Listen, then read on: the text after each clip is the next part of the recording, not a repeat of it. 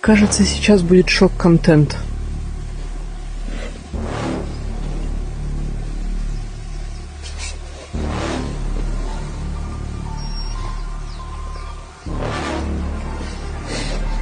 Я что?